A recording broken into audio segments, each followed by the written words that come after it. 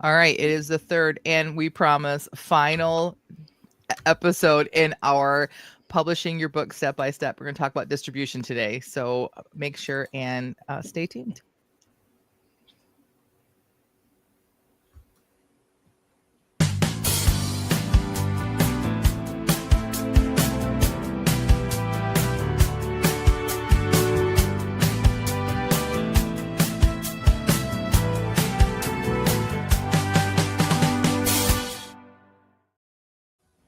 Hello, and welcome to the Christian Indie Writers Podcast, where we inform, encourage, and support Christian indie authors on their journey to publication. I'm Jamie Hirschberger. I write short fiction under the pen name J.R. Nichols. I'm Jennifer Carl Tong, and I write historical Christian romance. Hi, I'm Christina Catane, and I write Christian fantasy, Christian fiction, and currently Christian nonfiction. She does it all, folks. Thanks for joining us today. We're very happy to be here every Friday at 10 a.m. Eastern. If you can join us, we really appreciate the community that we've built of amazing authors on their own journeys to publication who are able to join us and typically are chatting live with us. Catherine Carroll is with us this morning. Good morning to you. And also, if you are someone who listens to us on other platforms or at a time that isn't 10 a.m. Eastern, we really appreciate your support as well. And we just would like to encourage you, if you would, to go over to our YouTube channel and like and subscribe. As I am fond of saying, if you love what we do, tell your friend. If you hate what we do, tell everybody. Okay, Amen. So without further ado, we're going to jump into the topic of the day, which has been the topic of the month, really, right? I mean, this is our third week talking about this because who knew that publishing a book wasn't simple? You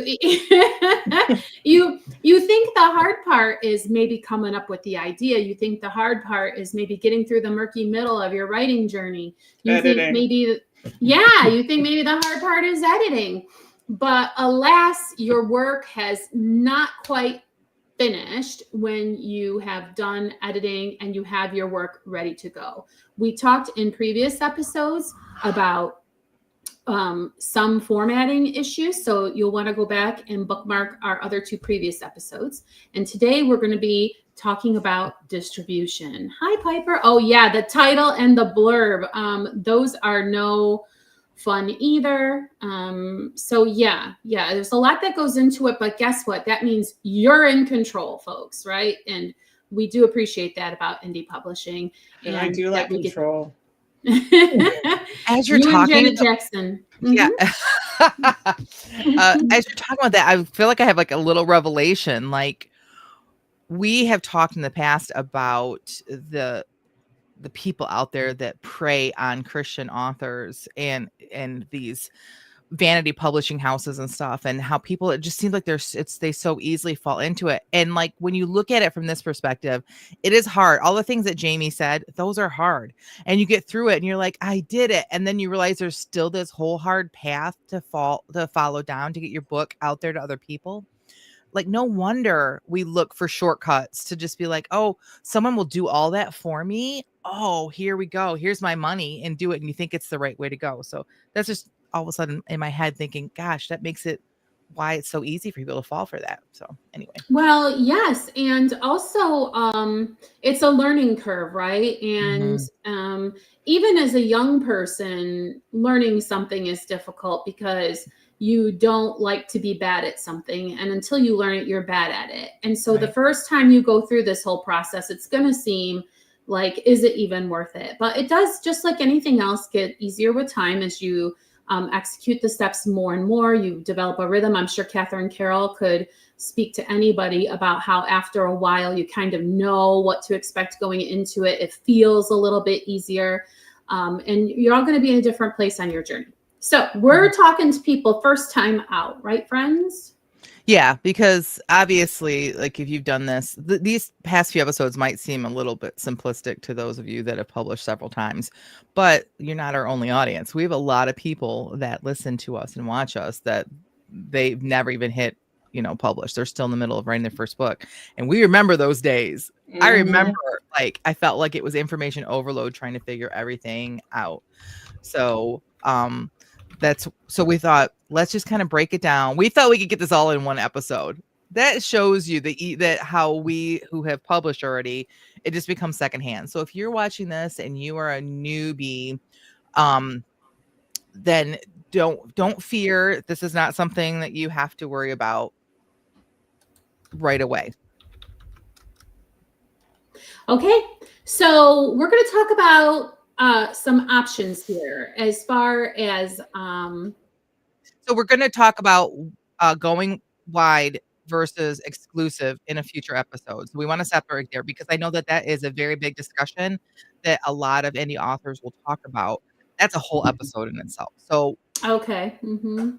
So what we are going to talk about today is how you distribute, like actually get your book to readers. Okay. We've talked about what goes into the book, cover, back matter, front matter, all that stuff. But now, how do we get the book from your hands to your readers' hands? We're going to talk about ebook distribution and print distribution.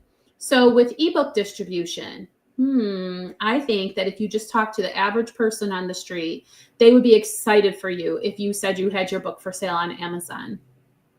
Yeah. Very true. Yeah. Yep. But I think that's the biggest distributor as far as volume. You know what I found, though, being a Christian romance author, there was a lot of expectation that I was going to be on the local bookstore shelves. And there was a lot of expectations that I had people going into Barnes & Noble asking where my book would be. And Barnes & Noble locally carried my books when they first came out because people were asking for them locally. But honestly, so just real quick about the wide versus exclusive, that's only an ebook conversation. If you choose to be exclusive with your ebook on Amazon, you can be your paperback can be everywhere. So again, I feel like we made this very discombobulated. Sorry. Let's just talk about ebook distribution first. Yeah. So, for the very basic definition, an ebook is a book you can read on your Kindle. An ebook is a book you can read on your phone. An ebook is a book you can read on your PC. It's electronic book. Okay. That's very basic definition, but just in case you didn't know. So, people think that it's like a big achievement, back to my original point, to get your book on Amazon. It's very impressive to some people to hear that, right? I guess they don't really understand that just about anybody can publish on Amazon, but not through Amazon itself, right? You've got to go somewhere else, right? Kindle Direct Publishing is the name of the company. And you go in there and you have to make a separate account from the account that you buy books with. This is a publisher account, and you go through all the steps, and then you have a KDP account. Okay. And this is where the conversation between exclusive or wide starts, because Amazon will offer you exclusivity. And if you choose to go exclusive with them with your ebook, then you get to be put into what they call KDP Select, which is the author side of it. But what readers see is Kindle Unlimited. And there are some advantages to that that we'll talk about in the future, and some disadvantages. But what it ultimately means is that your ebook is only available on KDP and nowhere else, which can make life a little bit easier for you. But recently, I will say that this is a godsend for authors, is that Amazon has recently opened it up to where you can be in KDP Select, but also be in libraries with your ebook. And so that's been a new thing. Okay. Catherine says, this is great. She says, you're not required to create a separate account, and sometimes Amazon will ding you for that. Agreed. My buying and publishing are in the same account. Mine is under my same account too, because they had you could get dinged if you create a new Amazon account just for your publishing. They would rather that you have it tied to your regular Amazon account, but you can have as many author names as you want. People can't see that I am Jennifer Tong and Amazon, but in my publishing, I'm Jennifer Carl Tong, if that makes sense. So that is. Well, I have my Amazon account under Menno Publishing. And you've never been dinged for it? Not to my knowledge. All right, good. I mean, I think I was advised to do it that way. It was so long ago. I don't know. It was like 2019. So I don't remember who told me to do that, but I just followed the advice. Okay, so let's pretend that, see, here's the difficult thing. We haven't done the wide versus exclusive distribution conversation yet. So if you wanted to go in and start putting your book up today for Jen, would you recommend that they just go ahead and be exclusive to Amazon or not yet? Like, is there any, can you go exclusive later if you decide to? You can go exclusive later. It depends on what your goals are. If you are going to hit the road running and you want to be everywhere, including Apple Books and Google Play Books and Kobo, which, by the way, Amazon KDP is not the largest distributor in Canada. Kobo is where everybody gets their ebooks from in Canada.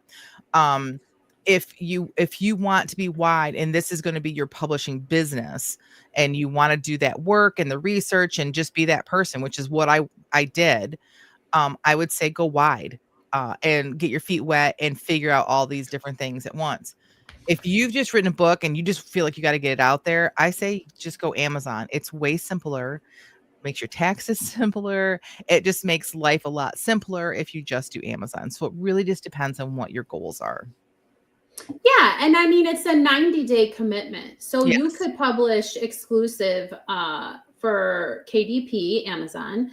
And then after 90 days, 90 extra days to research, 90 extra days to plan, 90 extra days to figure out how to go wide. So if you're going to go wide, you don't necessarily have to go to Apple Books, to Barnes & Noble, to Kobo, right? We talked about aggregators in a previous episode. Right. True. You could just do one a month. You could just figure it out as you go. That's actually a really wise thing to do so you don't get overwhelmed. And I believe there are places like, I think Draft to Digital will publish to many different outlets for you. Is that accurate? Yes. I would say, though, if you're going to do it, I would go direct to most of them. Do not, I repeat, do not use Ingram Spark to distribute ebooks. That is a nightmare that I did not know I was entering into. And that's a whole nother conversation for another day. But if you're going to go wide, distribute it yourself, except for libraries.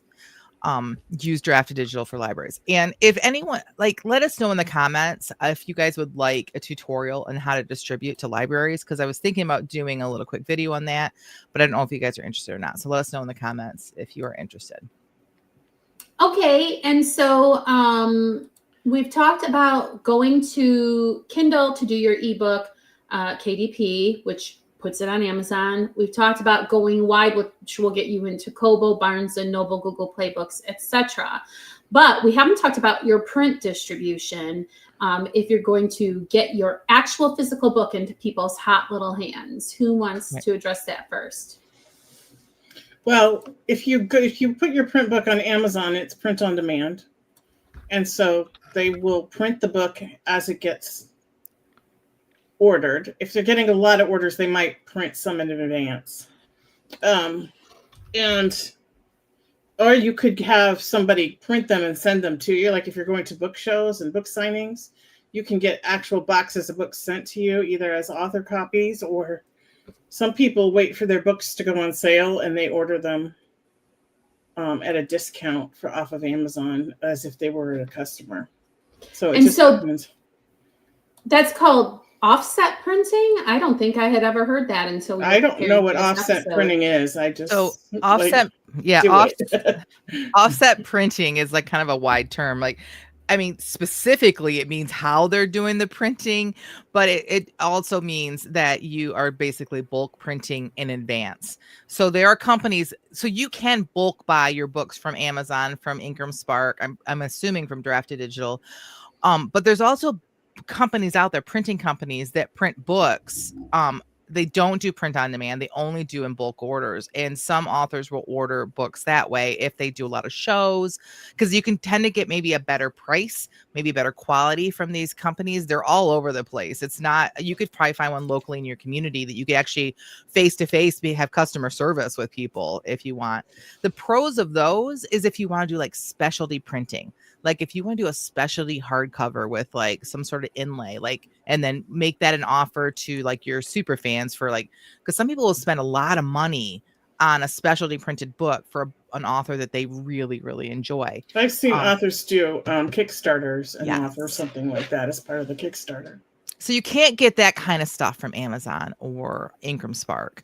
But the cons are like, you might be able to get a better per book price by doing this, but then you got to like order a lot of books up front and spend the money out of your own pocket, and you have to somehow store them somewhere. Like I do not have that, and you have to pay for the shipping and all of that. And then if someone orders off your website, let's say, which is again something else we should talk about in the show, then you pay for the shipping back out to them. So I don't know how much you're actually saving. But again, if you want to be a publisher and this is going to be your business and you're all in, maybe it's something you look at. But for me, I just deal with print on demand. That's all I deal with. I wish I had taken a picture of my bookshelf where I have 2 shelves of just my books that I had ordered in bulk to sell at a camp meeting, basically, and they didn't sell, and so they're still sitting there. Mm-hmm.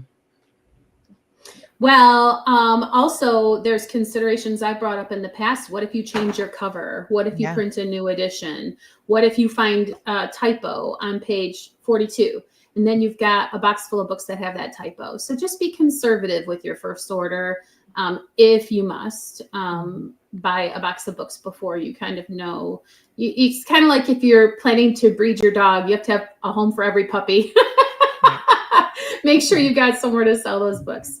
Exactly. Okay, so before we move on, Jamie, is we talked about this kind of earlier, an episode earlier, but if you choose to do offset printing, understand that like you can't go with your books to the bookstore and get them in. Maybe a local small time bookstore will, but Barnes and Noble and the big Christian bookstores, they only get their books from the catalogs that Ingram Spark and Drafted Digital they put out.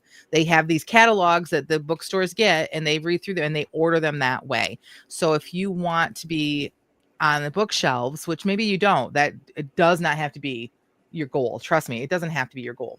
But if you want to be, you're going to want to go through for your print books through Drafted Digital or through Ingram Spark. Okay. So,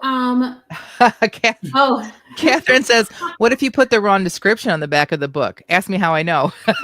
Oh gosh, poor girl. That's terrible. Or what if you get to your chapters backwards? Ask me how I know. Oh no. What if you changed the character's name all the way through the book but one chapter?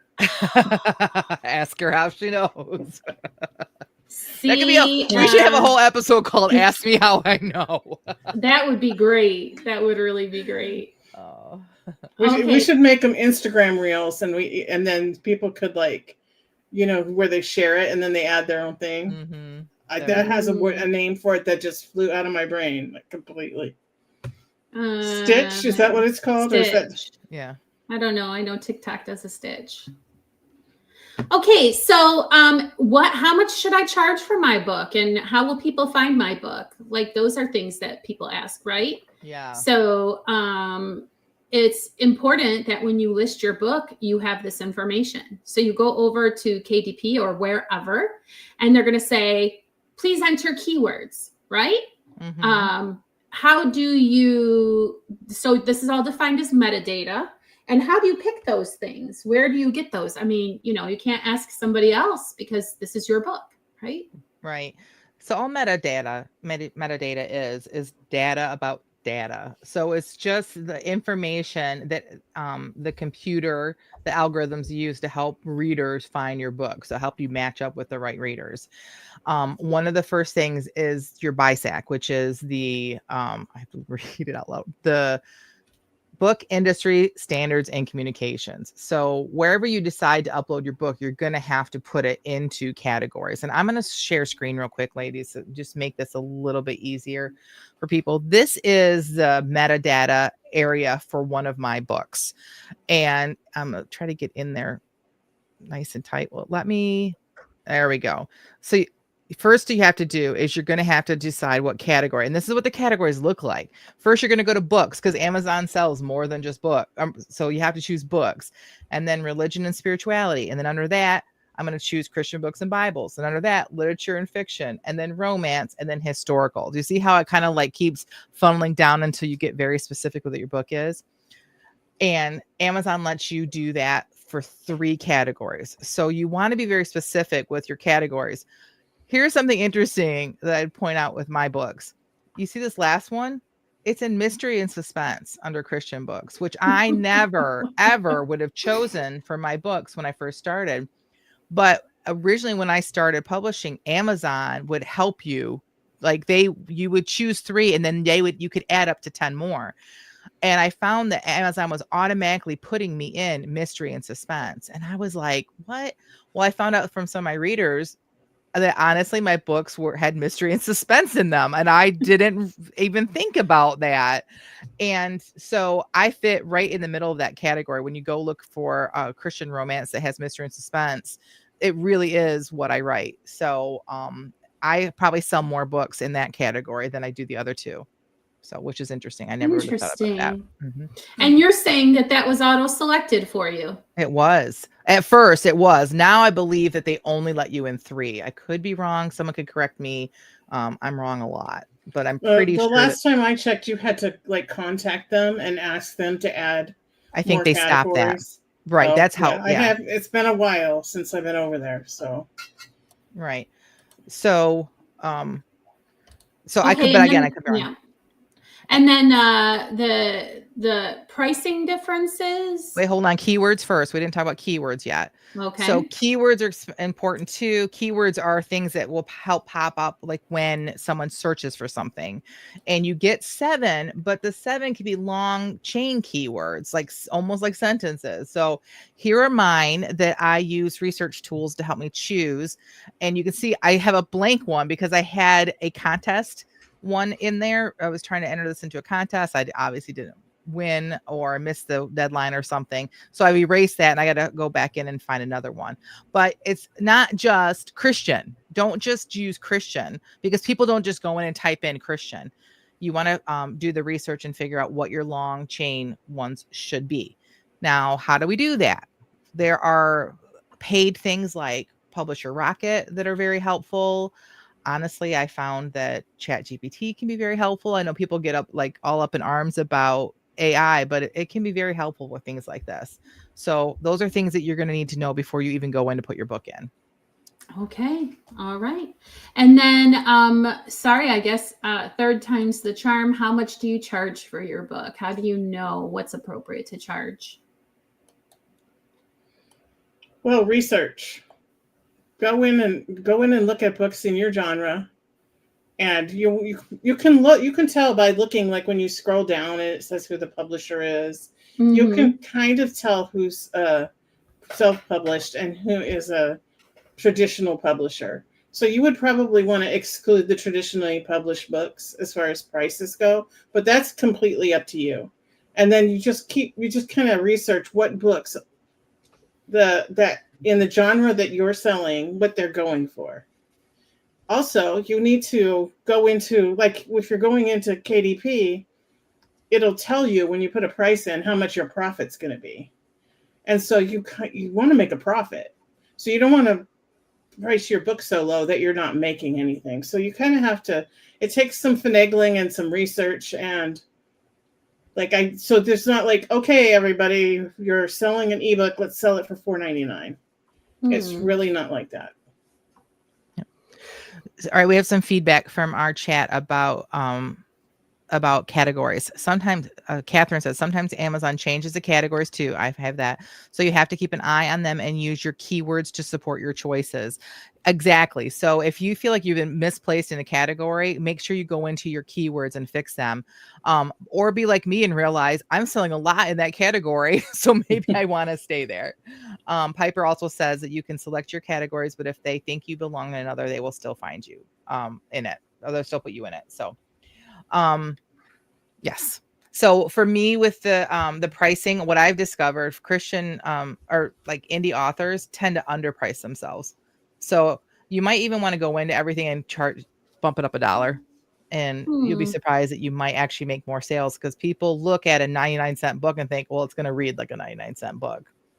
Or they'll see. And also, if it's been a while since you put your book for sale, you might not be keeping up with current prices. You know, when a jar of mayonnaise jumps from $3.99 to $7.99, possibly the price of your book ought to jump up also, right? Agreed. Right. And there was a time in the last couple of years when Amazon raised their prices for printing on our end. Like, so the authors had to pay them more to print the books for them. And so we had to bump up the price of our paperbacks to offset the extra costs that we had to pay Amazon for printing. So that's another thing you have to keep an eye on. Yeah. Ingram Spark did the same thing. And a lot of authors missed the email or didn't make changes and had to pay Ingram Spark for printings of their books because they didn't change their prices enough to offset the cost of the printing. So, oh gosh, make sure you're charging enough for your work. It's worth it. Okay, so I would like to encourage everybody to send the video to yourself with the timestamp marked start here at this time, because we are about to recap all of this information that we've thrown at you over the past 3 episodes in kind of a too long did not read rapid fire best practice list. Okay, so if you've been kind of doing your dishes and zoning out and you just want the meat and potatoes of what we've been talking about, put on your listening ears and check this out. So we're going to start with the suggested order of doing all of these steps. You want me to read it? Yeah. Sure. Okay. Number 1, final edits and proofreading. And don't be like me and get all excited and think just because it's done and sent to the editor that you're ready to publish.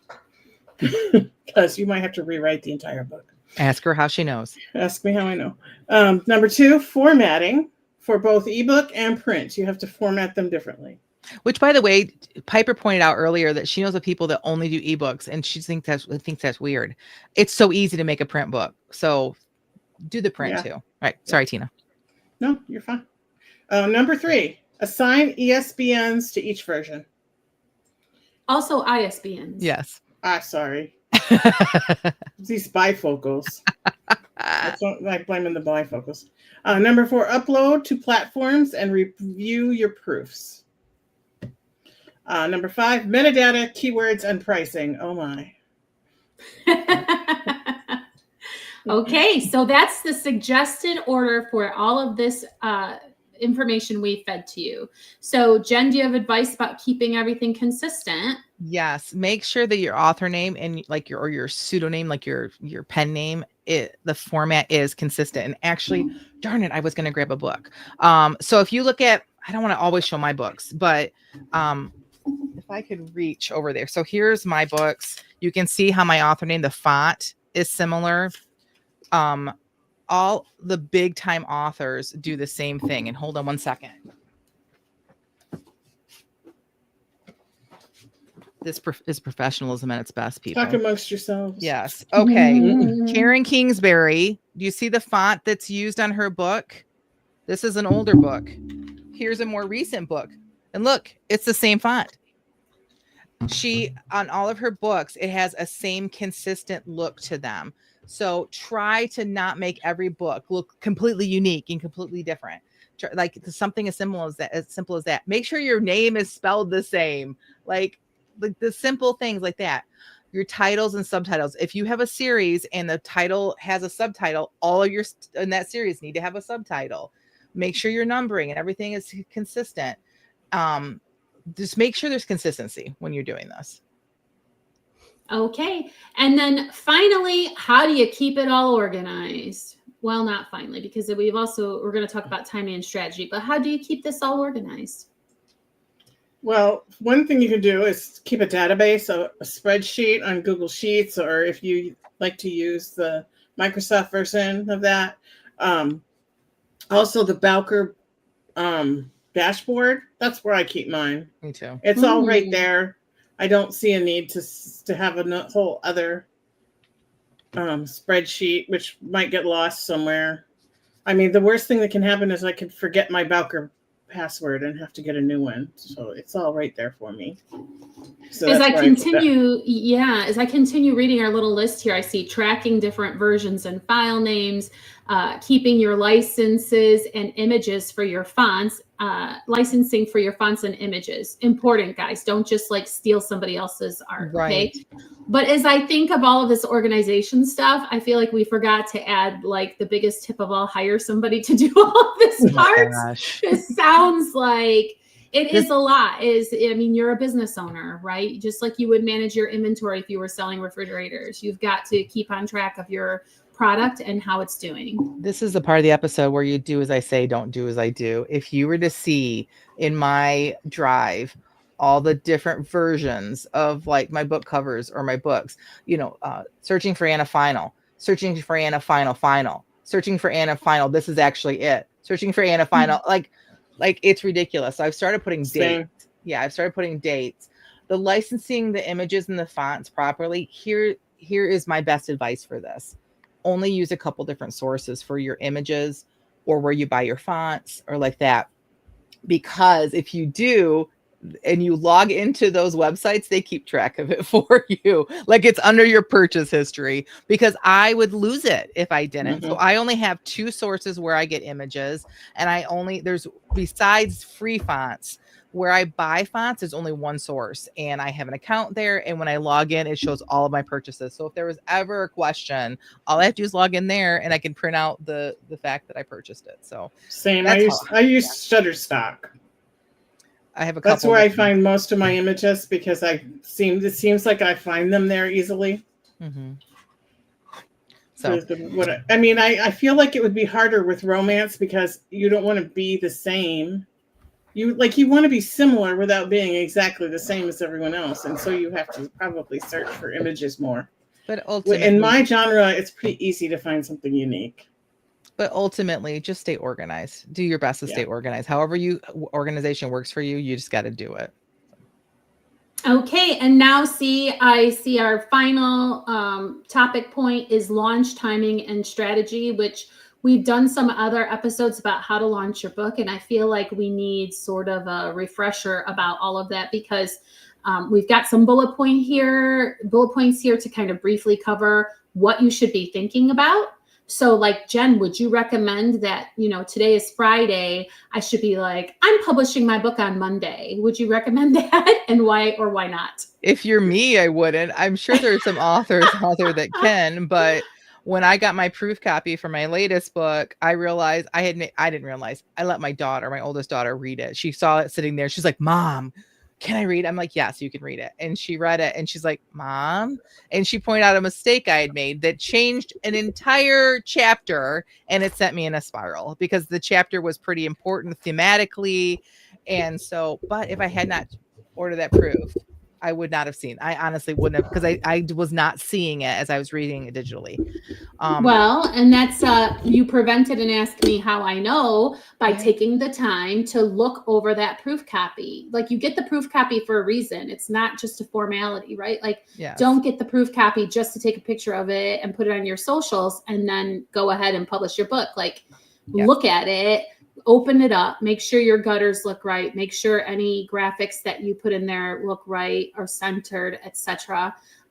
Again, like Jen had someone read it, have someone read it and tell you if they notice anything that needs changing. Let them know that, give them a little bit of responsibility that, financial consequences could happen to you if you order a whole box with errors. It will make them a little more careful when they're looking at it. So I actually have a copy editor that always reads my books at that stage. So For me, if a normal author, you would order your proof copies and then you would set up your pre-orders if you're going to do pre-orders. And then you're going to coordinate that you upload everything across all the platforms and you're going to have them released the same day if you're going to be wide. And then make sure that if you want to have reviews, if you want to have a review team and all that, you got to do this in advance. You can't do it like Jamie said on Friday, decide you're going to publish on Monday. If you don't care about all that and you just got to get this book off of your shoulders, I mean, do what you want to do. But if you want to do it like professionally and you want to have the reviews and the things that we suggest, you got to give it time. And I feel like we've got just a couple more minutes here just for me to ask this question. What happens if you launch and then need to change stuff? What do you have to take everything down? Like what happens? Like what are the consequences of not taking your time? Yeah, the beauty of indie authors, indie writing. As long as it's not a large portion of your book, you can just go in and edit it and then re-upload a new version. And no one knows the other, except for the people that ordered the first book in paperback, but they're probably not even going to know that you fixed anything. So you can constantly be fixing your book and copy editing and like that. So if you are traditionally published, it's done. That's not, there's no fixing it. But for us, we can go in and fix things. And that's the beauty of all of this. And honestly, it's a good idea to go, like, I go in there every now and then and change like my back matter to like send them somewhere else than where I originally sent them or whatever. So yeah, that's a good idea. Okay, thanks, friends, for this wonderful discussion about what's next. Your book is all finished. How do you get it into people's hands? I think it's been a good series for us. And do we have an announcement now or later? First, we're going to do the feeding of the bags, right? Let's do the feeding of the bags first. All right. So that means, yeah, we took 15 minutes and we sprinted to the same prompt. And we're going to read them for you live on the air without any editing in advance. So we only give positive feedback for these sprints. I always pick on Jen to tell us what our prompt was for this week and what she wrote first. And I did not write it this morning. I got to write it last night with all of our writing friends that are part of our Patreon for this month of our 30 days of writing sprints that we've been doing this November. And I'm so enjoying that, by the way. Thank you, everyone who supports us and everyone who's over there with us. And if you are doing it on your own, we see you. If you're still going in and you are going to our website and you're logging every day, we see you. And so, all right. So the words for the day were chain, fire, bread, path, and trust. And I used all 5 of them. I took an extra minute out of the next sprint to finish up, kind of. It actually left it hanging, but anyway. And if you count firing as fire, then I got all 5 of them. Okay. We're in Marnie's world. The silence that followed Mr. Boss Sr.'s exit was similar to what Marnie assumed the last few seconds before the firing squad commenced would be. She was certain Mr. Boss would have been able to hear her heartbeat if it hadn't stopped 2 minutes ago. She glanced down the hall that Mr. Boss Sr. had exited down, hoping, like Gretel, that he had left some sort of breadcrumb path for her to follow. He had not, obviously, so she'd have to make her way out of this mess alone. I'm very sorry for HR is down the hall, last door on the left. Your door is the last door on the left. Mr. Boss looked up from the file folders he was gathering. Not if you're heading in the right direction. He jerked his head toward the hallway. That way. But why? Why is it the last door on the left? His annoyance was palpable. No. Why am I going there? Surely you aren't actually going to hire me. I didn't. My father did. But I thought you said you were the boss. He glared at her. You know, you really have a way of making a first impression. I'm sorry. I really didn't mean to. Fill out the paperwork. Report tomorrow morning at 8. Do you always interrupt people, or is it just special treatment for me? Do you want the job or not? Want? That really wasn't the correct word. Need? Yes, she needed this job. Yes, was all she answered. Then follow the directions and I'll see you back here in the morning. He turned back around in the doorway. And go to the right office next time. Trust me, she said under her breath. After the chain of events this morning, she wasn't stepping foot in any office that 3, 2, 1. Oh, hooray. The problem with this is that nobody knows the beginning of this chapter because that was a different sprint, not last night's sprint. But anyway, they'll have to just buy the book when it comes out to fill in all of these blanks. I guess so. But it's so much fun because we've been listening to Marnie and the boss, Mr. Boss, for a while now. And like to find out the origin of her hiring and that it wasn't his idea and he kind of got overrode by his dad. Mm-hmm. Like that's so much fun and it adds another dimension to their snarkiness. The way it's going to go back and forth. I really love that. Thanks. I love it too. I discovered it through sprinting this month. Yeah, it just goes to show you. Yeah, sprints are great. And even for outliners, sprints are great. Right, Jen? Yeah, absolutely. Yeah. You think of things you never thunk before. Right.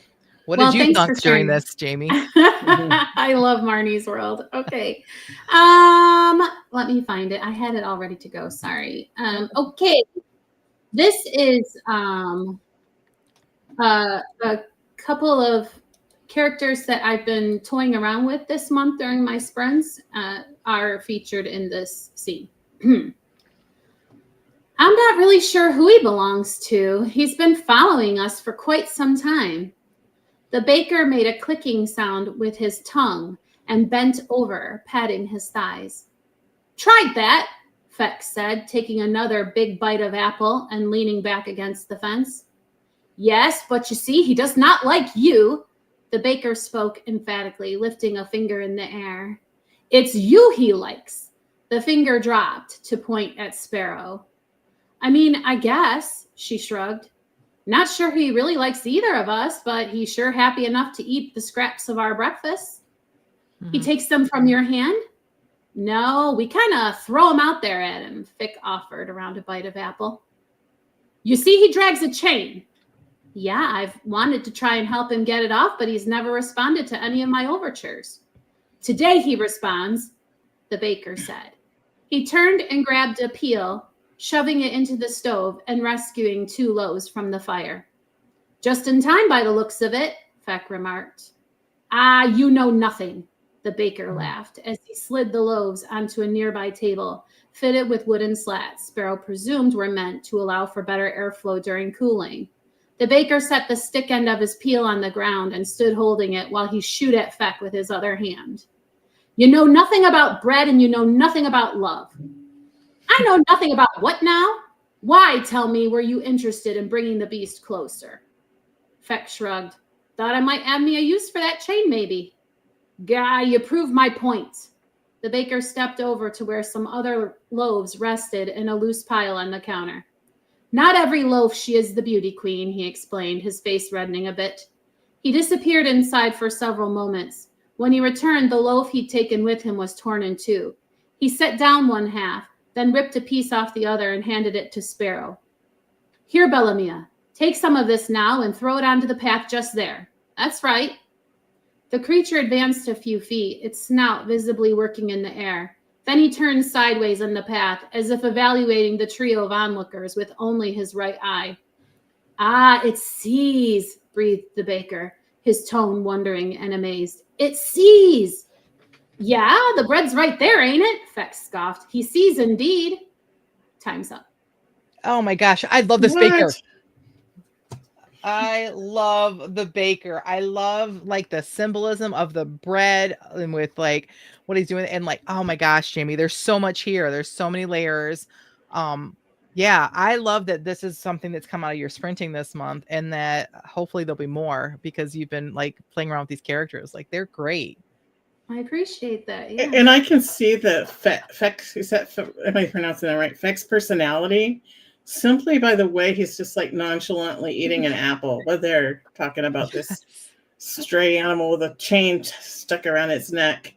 Like it kind of reminds me of Peter Pan in a way. That's exactly what I was thinking. Yes, that's exactly right. Really? Yeah. Well, you nailed it then, because that's exactly like, because I've been playing Disney Streamlight Valley and I have Peter Pan as a character and he like keeps going into the other characters' houses and throwing pies at them and stuff and I have to clean it up. So that's why Peter Pan is on my mind. But yeah, that's exactly what I saw, Peter Pan with the pointy ears and everything. I appreciate that. Yeah. Thanks a lot, guys. I really am having a lot of fun with this. All And right, you have to Tina. write more because I got to know how they get the dog and get the chain off his neck. Yeah. Is it a dog? Oh, It's a creature.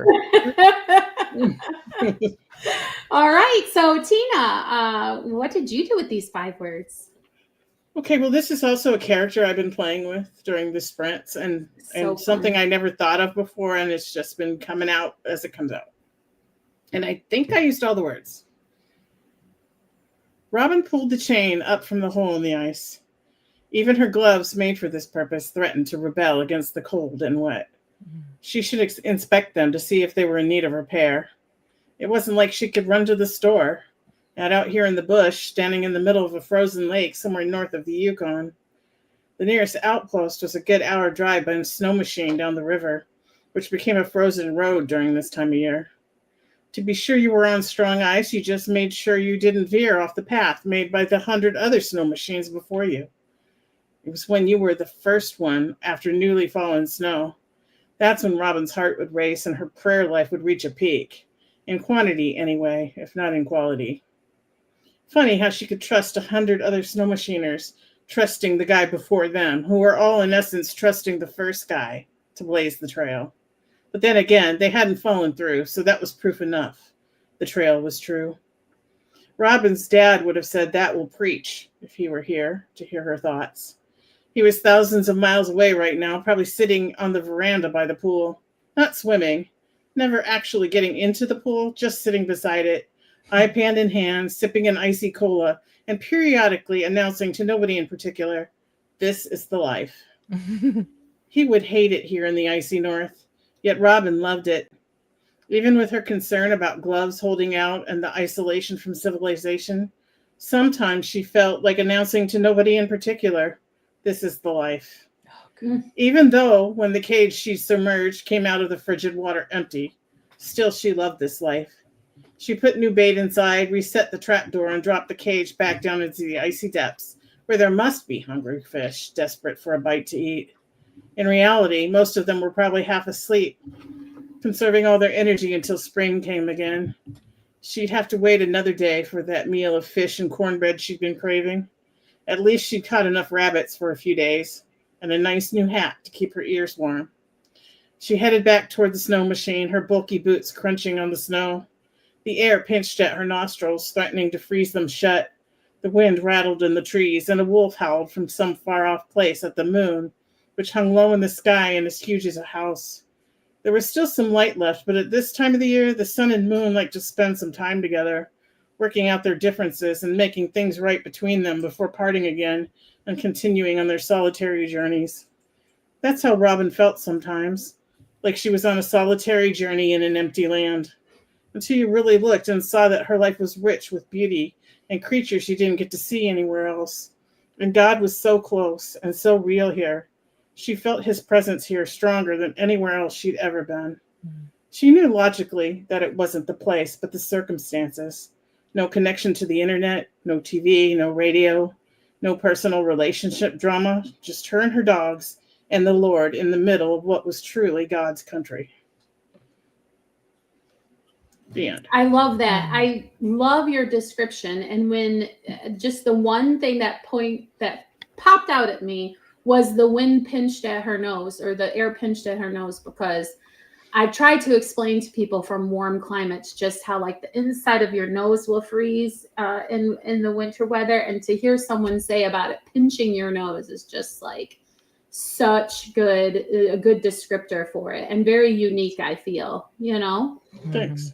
And I love the gloves rebelling against the cold. Like the personification there is it's so well done. But also for those of us from cold climates are like, yeah, like we put on gloves to protect our hands, but sometimes those gloves are like, you can just, Nope. yeah, right. It's just, or it's hard to wear them. Like it's just, yeah. Well done, Tina. I love listening to that. Thanks. That was really well done. Yeah, and I love this is the life from 2 entirely different perspectives. It's very good. I stole that from my husband because he says that. Like he'll be just relaxing on a day and he'll with his snacks and his Coke and be like, this is the life. Oh, that's great. Awesome. Okay, so we've got just a few minutes left in this episode, but we have some exciting news, right, Jen? I'm going to let you talk about it, and you and Tina talk about it. You've been doing a lot of work on this, so go for it. And with a visual to help us. Boom. We are so excited. We've been having so much fun over on Patreon this month with our supporters. And we decided that, first of all, if you support us, you really don't get a whole lot back in return. We know this. Like, you are supporting us to keep this podcast going, and we appreciate that. So we wanted to gift all of our Patreon supporters a 12 days of Christmas this year. And we're so excited. We've been behind the scenes working on things. We're going to be giving away some digital things that we're creating. We're going to be mailing everybody who's willing to give us their actual mailing address. We're going to be mailing something small to you. And we're also going to be giving away some actual eBook type products. So this has been something that we've been working on behind the scenes, and Jamie's helping too. She's definitely our editor in chief, which is very helpful. But we're just, I can't tell you enough how much this has been a great month for me with all of our Patreon friends over there. Yeah. Yeah. And it's the really the very least we could do for how much we appreciate you and how much you fill our cups. Yeah. And some of the things that we're going to be giving away in this 12 days of Christmas, we've decided that we're going to continue a monthly version of them for our $10 level. But for this month, like for December only, everybody who is at least the $5 level and above is going to get all of it. So if you do not already support us and you've been thinking about it on the edge, we would love to have you come on over, and we'd love to be able to give you these gifts this next month. But yeah, it's going to be a lot of fun. We have, we're not here next week because in the United States, we have a holiday next week. And so Friday is definitely a family day for us. So we will not be here podcasting next Friday. And then after that, we have 2 more podcasts before we break for the end of the year. So we'll have, but over on Patreon, we're going to be there more often. So we hope that you guys can join us. Yeah, and if you join the Patreon, you can join us for the last few days of the Writing Sprint Prompt Challenge. Even if you didn't do 30 days, hey, why not do 10 days? Why not do as many as you can before the holidays are upon you and being a distraction? So, Jen, what is the actual deadline for being a patron at the $5 level to be eligible for this promotion? I mean, you could later, you know. Yeah, you could slide in on the 31st of December and probably still get this. So we just want to be generous, and we want to be able to give this to you guys. So 12:01 a.m. on December 1st. That's it, right? Like that's who's getting it. And Piper says we appreciate you ladies too. Piper, one of our best supporters, she's an OG. She's been here for a long time, and she has just supported us with nothing in return, and we just appreciate her. But yeah, everyone that's been over there showing up for the sprints this month and praying for each other and writing with each other. It's just been a really great time. And so we wanted to kind of continue that at least through the appreciation in December too. So. Okay. And so what's next? What's up? What's going on with you, Jen, in these last couple minutes? Continuing to write, continuing to sprint this month, and got a lot of Thanksgiving cooking to be doing over this next week. So we'll see how that goes to keeping on, but that's what I'm doing. Yep, same here. How about you, Tina? Well, remember like a year ago, we had a writing sprint or a writing group episode, and I reached out and said, who wants to start a writing group? That was a year ago. We had our year meeting yesterday with SJ Perrin and Piper Dow and this lady, Alyssa, who is one of our listeners. She doesn't generally make it into the YouTube. So, they're just all so different, such different writers, and they each have different strengths, and it's so wonderful. That's like awesome. It has just become invaluable. And we are having Korean hot pot and barbecue for Thanksgiving this year. It was unanimous among all my kids that we were not going to do turkey. We're going to do Korean barbecue and hot pot. So my husband and I are going to Asia 168 in Madison Heights on Monday to do the shopping. It's supposed to be the largest Asian market in the country. So I am super excited. It's going to be like Christmas for me. Awesome. So that's what's up for me. All right. Well, thanks everybody for tuning in to the Christianity Writers Podcast. Until next time, may your pen be prolific, may your deadlines be met, and may all of your words honor Christ. Bye now. Bye.